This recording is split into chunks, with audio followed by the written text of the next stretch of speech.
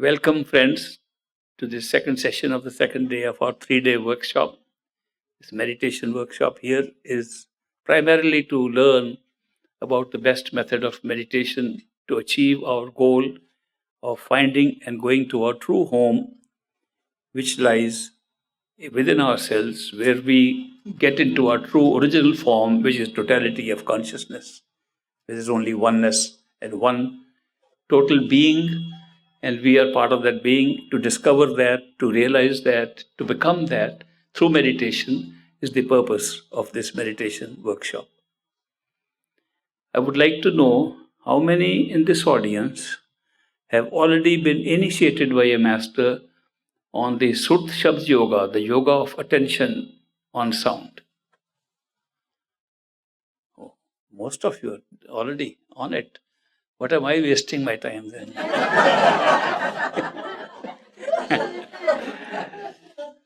I wanted to have a special session with those who are already initiated, and those who are already initiated may tell if they are staying on till tomorrow evening at 4 o'clock tomorrow. I would like to have a special session for half an hour with those already initiated for some little more intensive meditation that they have been already practicing, and then we'll have a deeper meditation for half an hour from 4 to 4:30 tomorrow.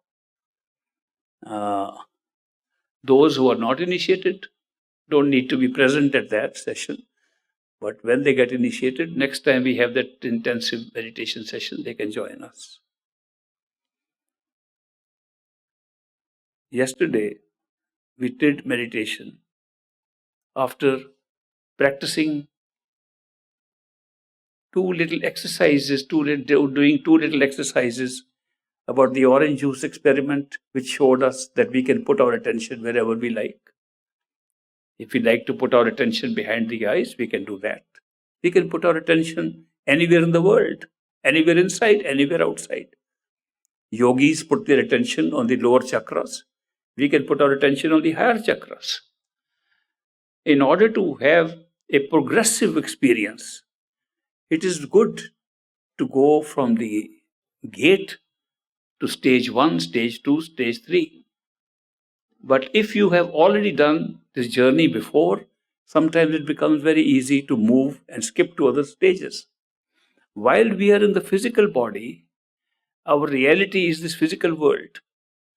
We have created this physical world around ourselves to make it real. We didn't create it to have an illusion. We created it to be a reality. Our consciousness never operates to create illusions. It uses the process of illusion to create reality. So that's why the only thing real for us today is the physical body and the physical world around us. So that is why we meditate in this body. If we found out that the body is merely a projection from an earlier inner self, we wouldn't do anything in this body. We wouldn't even meditate. So that is why we proceed from one reality to another reality, not from one illusion to another illusion. Although the process by which the reality has been made is the same as making an illusion. So that's just a process. But we create an experience of reality. What is real? If you ask this question, what is real actually? Then nothing is real.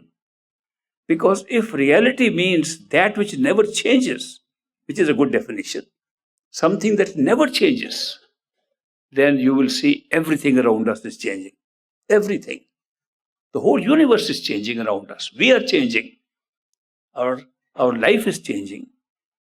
We go to higher levels of consciousness, they change. We go to our true home, they change. Then what is real?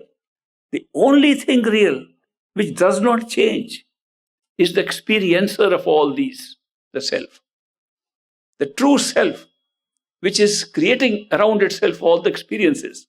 And experiences, changing experiences, but the self that is experiencing it never changes. So that's why the only true reality that way would be our own self.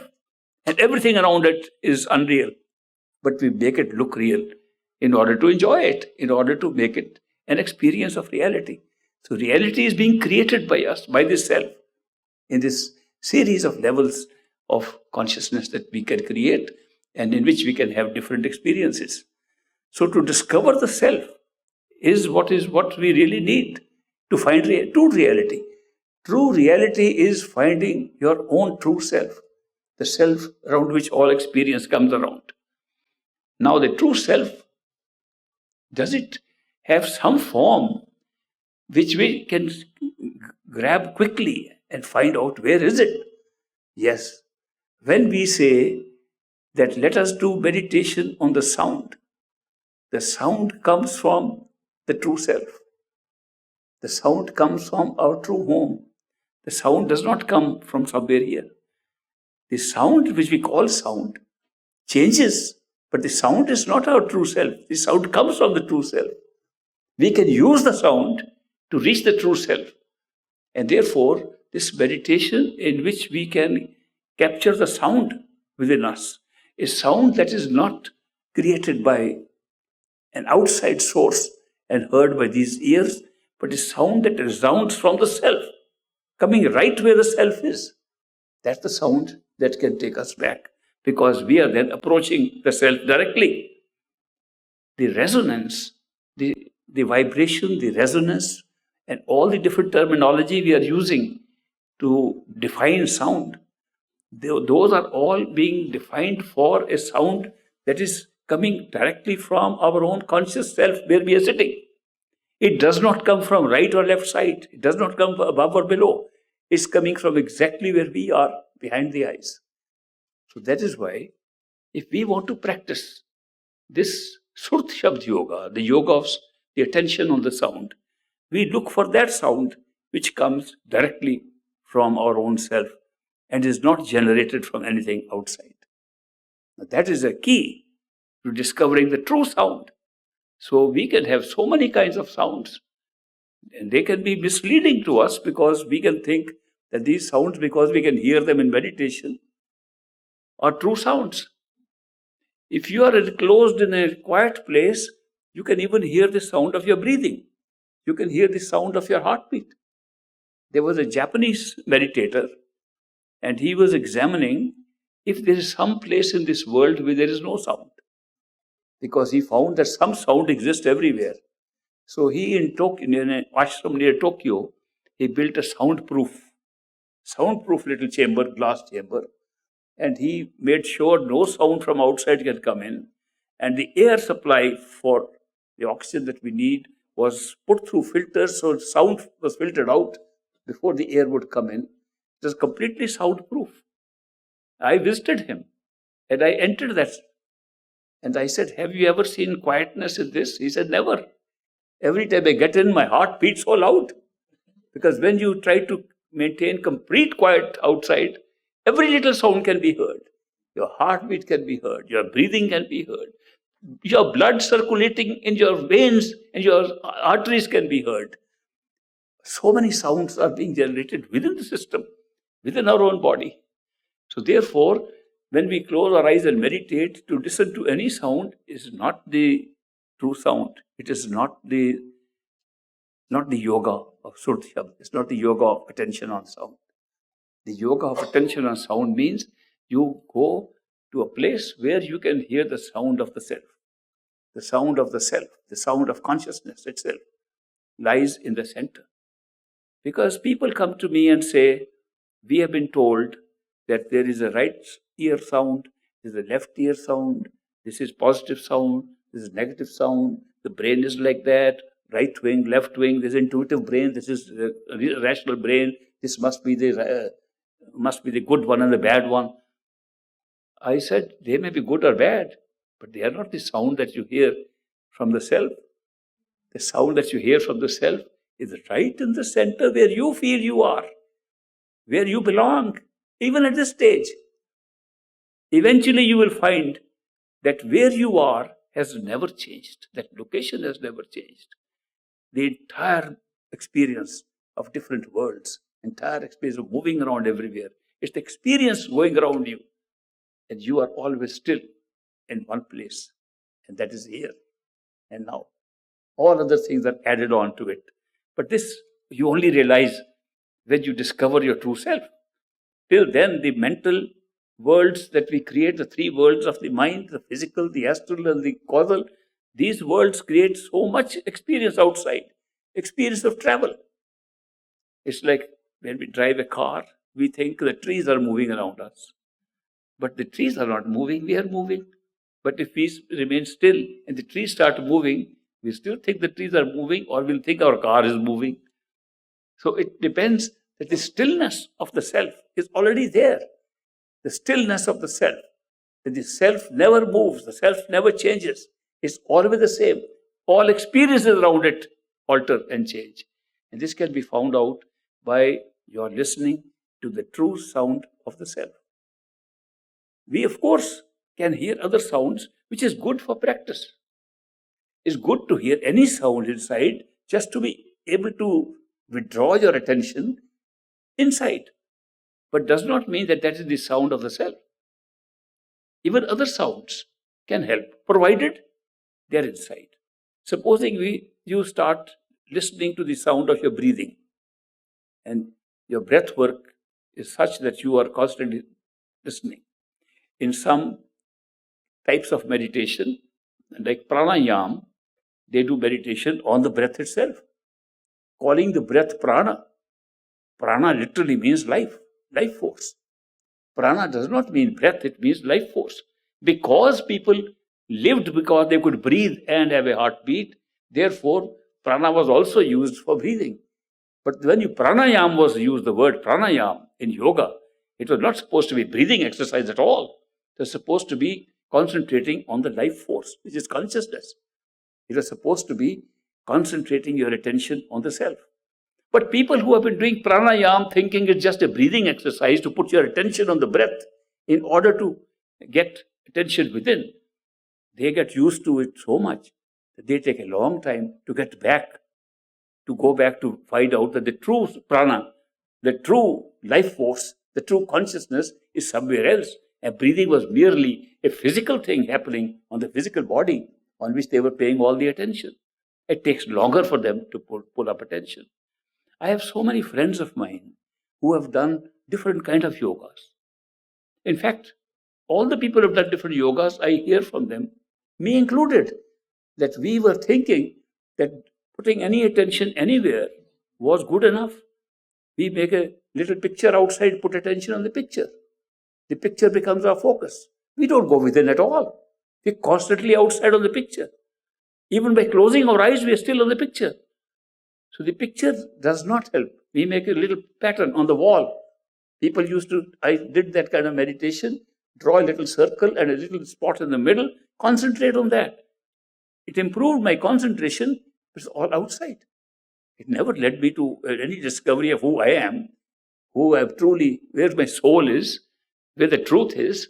The truth lies inside. And that is the point where we withdraw our attention. So there are these two misgivings amongst people, which I'm clarifying. That the sound, the yoga of attention on sound, the Surthyab yoga, does not require you to do anything else except to withdraw your attention to your own self from where the ultimate sound, vibration, whatever you call it, is coming from. It's a continuation of the process of devolution of consciousness through various levels of experiences, right up to the physical. It starts from there, continuously comes there, never breaks. Everything else breaks. When we go to sleep, there's a break in the experience. The wakeful experience goes. We lie in bed, close our eyes, and a dream experience starts. Sometimes we forget the dream experience, but always we have dream experiences. Most of them we forget. But the dream experience shuts off the experience of the wakeful stage, but does not shut off the presence of the same self in the dream that was the self in the wakeful state, with no break at all. There's never any break in the self, no matter what state of consciousness we are in. So when you come to realize that, then you find that the sound we are talking of is our own self. The sound we are talking of is a manifestation of our own consciousness. It is the same thing which is coming down all the way without break. Other things break, this one does not break. So if you could ride on the sound that you can catch as a sound, as an audible sound in the physical body, you will be able to ride all the way back home. That's why I consider this yoga to be the very best for self-discovery and for going to our true home. That you catch the sound, which is an expression of your own self, your own consciousness, and hold on to it. It may sound like other sounds. To start with, it does sound like other sounds. The sound that is the first starting sound can be sound like bells, big bell, or the bells tolled on the churches, the bells that we use in temples, the bells that we use elsewhere. It's sound resembling that. That is why we are using them. We didn't just think of a bell in a temple or a church out of nothing. We thought of it because we could hear it inside. And that is a key to discovering ourselves. We thought church, temple, mosque, these are house of worship, house of discovering God. And therefore we put the same things there.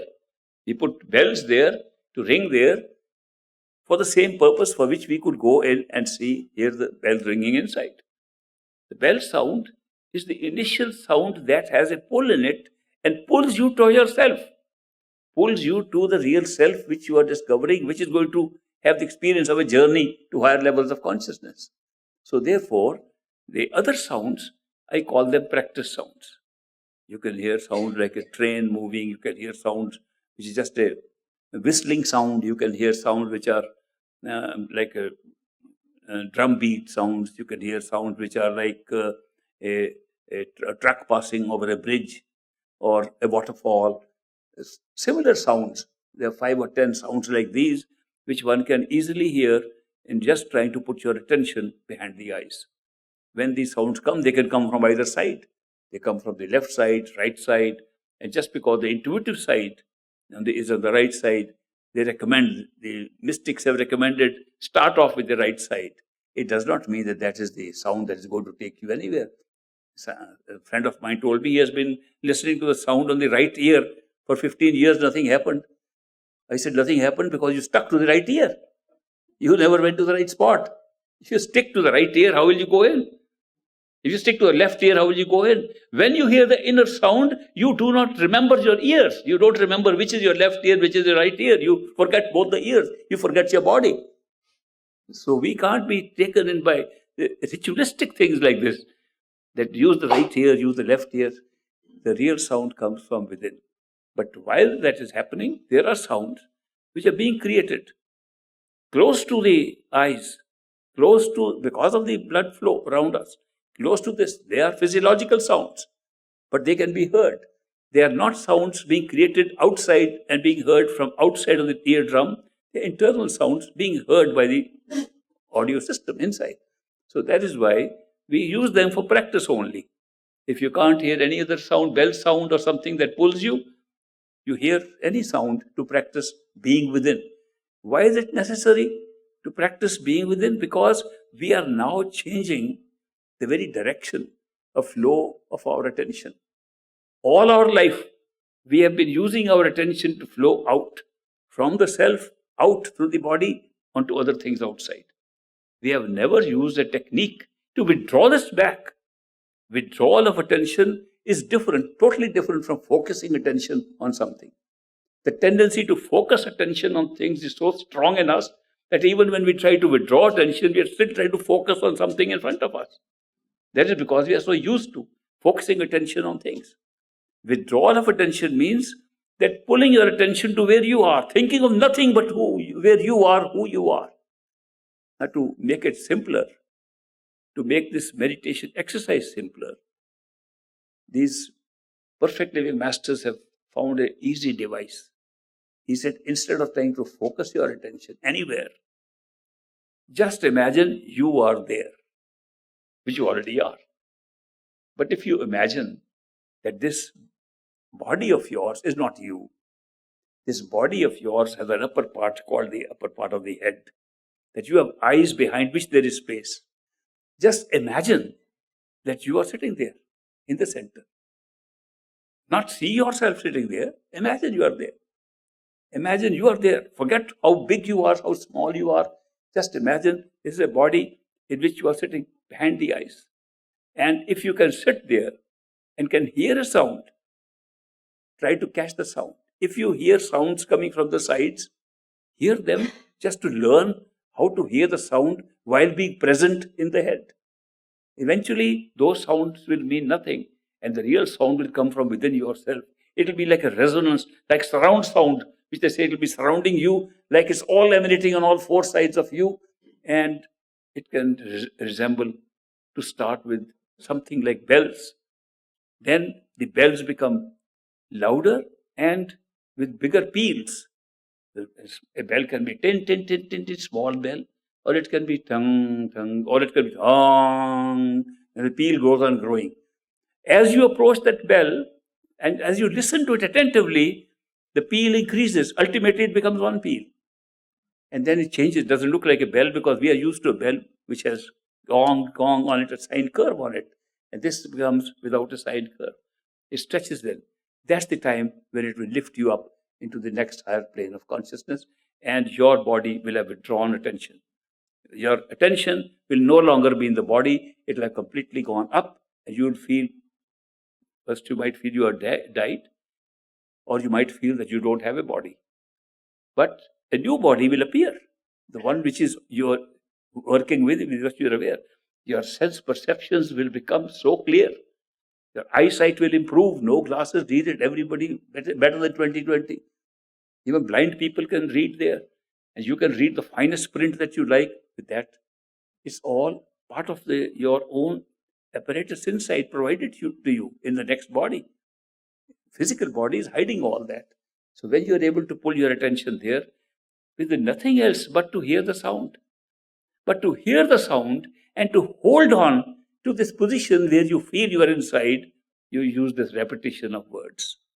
Repetition of words, Simran, mantra, is to hold your attention behind the eyes so that you can hear the sound. Once the sound can be heard, you can give up this repetition altogether. The repetition is not needed where the sound can start pulling you up and you can identify that this sound is coming from within. You're moving closer and closer to yourself, and other experiences start opening up in front of you.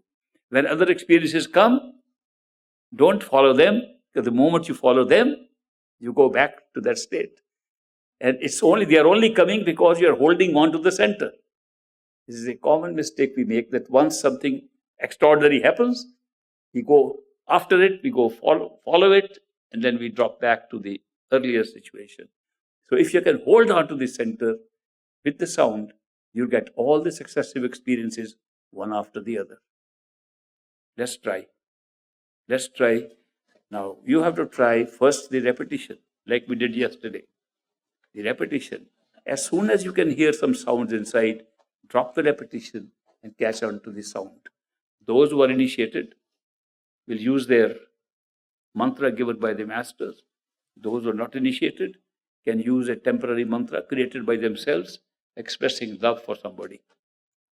Close your eyes. Imagine this body of yours is your house in which you live. It has several floors. The lowest floor is right where you're sitting down at the bottom. Then as the floors rise, you are on the sixth floor behind the eyes. And that's the place where you will always meditate. That is your meditation chamber. So go and imagine you are sitting in the middle of this meditation chamber. And you can examine that the house, this body-like house around you on the sixth floor, that you are sitting on top of your throat. You're sitting on top of your body, and the ears are around you, and the eyes are in front of you.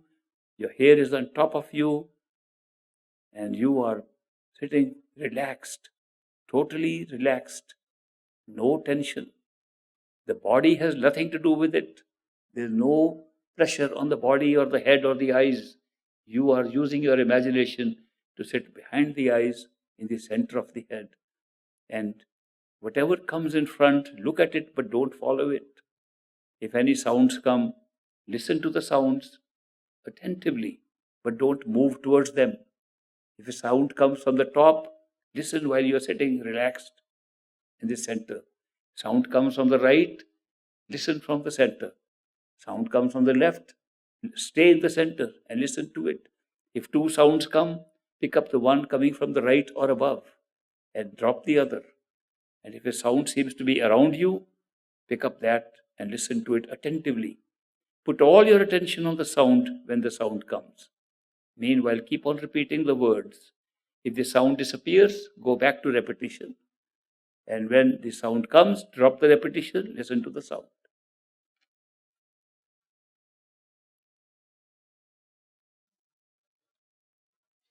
How many of you were successful in hearing a sound? That's a pretty good number. Very good. That's pretty good. That any sound that you hear is good for practice sound at this time. Now, all we have been doing by way of meditation since yesterday and what we did now is all mechanical. It's just a mechanical method. Does not take us very far. Sorry to say that. What we've been doing does not take us very much on the spiritual path. In fact, it takes you nowhere on the spiritual side. It's only a preparation. It's only a way to know how to do meditation in the proper way from the mechanical side. Purely how to use the body, to find the right place to be there. But the essential part of meditation, which really leads to success, was missing.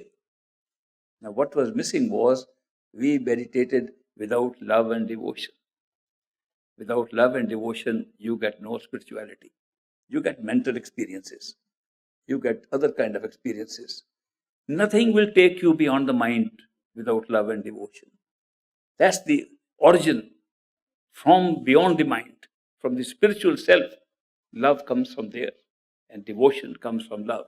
And therefore, unless we have love and devotion in our meditation, it remains a mechanical exercise. And people have been doing it like we did 40 years, 50 years, with no result. And I meet them, and there's a colleague of mine in Punjab, India, and he has a foundry. He is working in a house next to his business, next to his factory. And he's a very old disciple, a great master. Just passed away now, but he's my colleague. We got initiated about the same time. And he is very good in hosting satsangs, hosting discourses by masters in his house. He has a big house. And he has a big lawn, big lot of land on which he can hold big satsangs. And big crowds come to his house for satsang. And almost all the masters have come to his house that we know of, even of different lineage. And great master himself has been to his house. So he's a very special friend of mine. One of the masters was visiting his house, and I was taking a friend of mine from the United States to visit the different places, took him to the old Dera where I got initiated. Then I said, you must meet this man because the master is giving a discourse there. I took him there. And this friend of mine, after some time, we had lunch there after satsang. He said to me, I have a question to ask you. I said, yes, what can I do for you? He said, you and I both are initiated by the same master. And that is more than 40, 50 years ago. This conversation took place some years ago. And we are both initiates of the same master. We have both been taught the same teaching. We both meditate the same way. How come you seem to have got something out of it? And I got nothing in all these years of meditation. I have followed the instructions. I do 2.5 hours meditation every day, which made me squirm because I haven't done 2.5 hours properly. But he has done 2.5 hours regularly, and he has kept his vows, and he has not eaten any meat, not taken any alcohol, no drugs, and he has done meditation regularly, followed a very good moral life, not told lies and not done anything that was wrong according to society and according to his conscience. And yet he said, I didn't get any result. Can you tell me why? I said, my friend, you knew all these masters. One is sitting in your house right now. Why don't you ask them? Why didn't you ask the great master himself that I am making no progress, which we are supposed to do?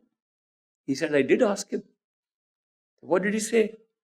He smiled and he said, do your meditation with love and devotion. I said, then what did the other masters say? They smiled, told me the same thing. Do your meditation with love and devotion. Now, why are you asking me this question? I asked him. Because he said, I heard you answering other people's questions. Maybe you have learnt all the answers by heart and you can answer my question also. I said, I have learnt nothing by heart. When somebody asks me a question, it's a secret way in which I give answers. But I can share it with you. I immediately check with my master. What is the correct answer? Whatever the master says the correct answer, I give it. It's not my answer, it's the great master's answer. So that's why I'm using this technique for a long time. He said, then go ask great master my question. I said, he's not available all the time. I mean, it takes time. He said, how long will it take? He said, about 6 months. He sometimes is not available. 6 months? Give me 6 months to ask this question. The reason why I said 6 months was because I was returning to the United States the next day, and my next visit was after 6 months. After 6 months, I went back to him and I said, I found the answer. It's the same answer every master gave you. Do your meditation with love and devotion. What you told me is you were doing meditation. You never mentioned love and devotion. That's why nothing came out of it. Ultimately, to go to the spiritual side, to be pulled by a master who is operating from the spiritual heights, beyond Brahma, beyond Brahm, into Sachkhand, into true home, you have to work with love and devotion. That's why a meditation devoid of love and devotion is just a mechanical exercise. It doesn't give you much. Give you some, but not much. It does not give you real spirituality, which according to me, spirituality is when you discover your own self, your true soul, and not your mind and your universal mind. That I don't call spirituality. So you can get other things, but not the truth about your own self. So I said, now try. Same thing you have been doing, but put an effort at love and devotion. He said, how do we put love and devotion? It should come from the master. I said, yes. But I said, have you read Swamiji's teachings about love and devotion? He said, I did read, but it's long ago. I said, he says, jhoti sachi kar bhakti. Even if you pretend to love and devotion, it's good enough. Even if you have no feeling of love and devotion, pretend that you have. Even that will be recognized and you will suddenly develop that there is real devotion in you. So at least that everyone can do. We can pretend to be devoted. We can pretend to have love. We can express our love in the same pretended way like we do with human beings here. Try the same method. At least talk about it. At least have a conversation. If you are doing meditation and knowing that the master is there listening to you, at least do something. If nothing, cry or protest or do something. But show your love and devotion in the manner that you can. Now try it out. So I am going again. I'll come in 6 months to check out because I have to report back to my master. What happened to you? So I went back to came back to United States. I went to India and I visited him. He's a good friend of mine. And I said, what progress? He said, I made more progress in these 6 months than in 40 years. Just with one addition to my meditation. It was a very essential part I was missing on that. So that's why meditation without love and devotion, it does not make that difference. I want you to have a little sampling within yourself of this meditation with love and devotion. We'll do a lot more tomorrow. And those who are already initiated, I want to have an intensive meditation experience with them from 4 to 4:30 tomorrow. And otherwise, we'll all of us do meditation with love and devotion. Today, just for examining this principle, what difference it makes to us. Try it now. So close your eyes, go back to the meditation chamber in the 6th floor of this building, you call your body. Sit there in the center and express your love and devotion. in any way you can. Master is listening to you. Master knows what you are doing.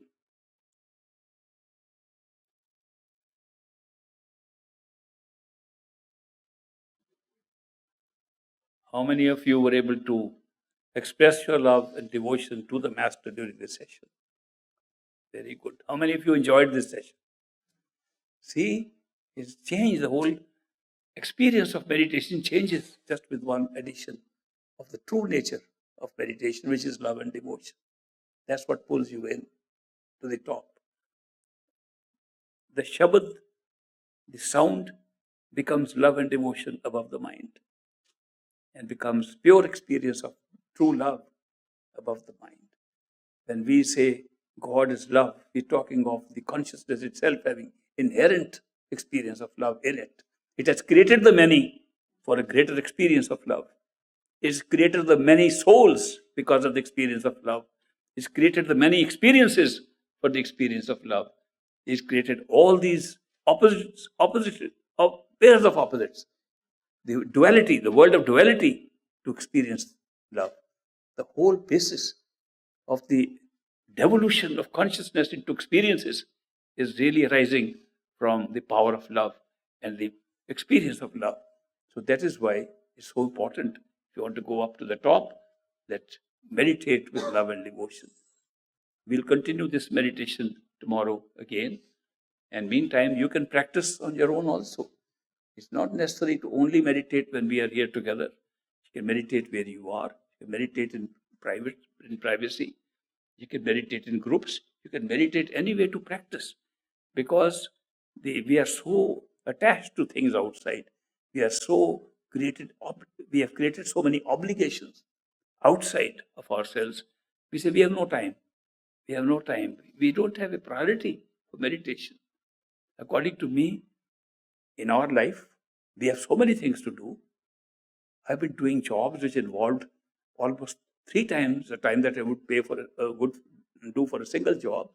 But priority was meditation first, everything afterwards. Don't skip on this, even if you just skip on something else. Then you are giving it the highest priority. Our priorities are low.